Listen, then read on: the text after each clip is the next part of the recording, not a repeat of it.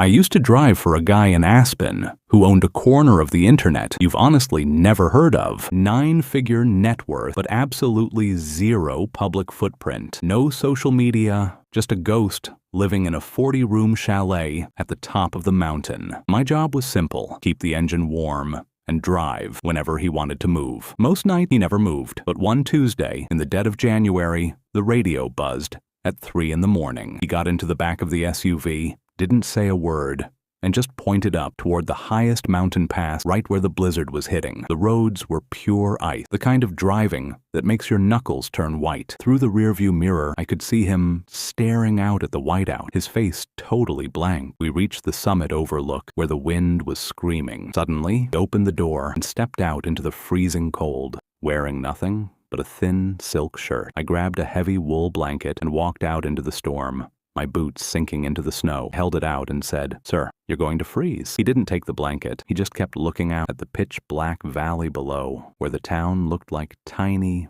meaningless specks of light. Then he whispered, "Marcus, do you know what happens when you can afford to fix every single mistake you ever make?" I stood there, shivering, with absolutely no idea how to answer. He turned to me, his lips turning blue, and said, "Nothing matters anymore. The stakes are gone." Then he unclasped this gorgeous vintage gold watch from his wrist, a piece that easily cost more than my childhood home, and just dropped it into my open palm. He walked back to the car, and the door clicked shut. We drove back, in total suffocating silence. Never asked for the watch back. Next week, my direct deposit had an extra $10,000 in it, listed simply as a travel adjustment. We worked together for another year, and he never looked me in the eye again. When you have that much money, you don't give things away out of kindness. You do it just to feel the weight of letting something go.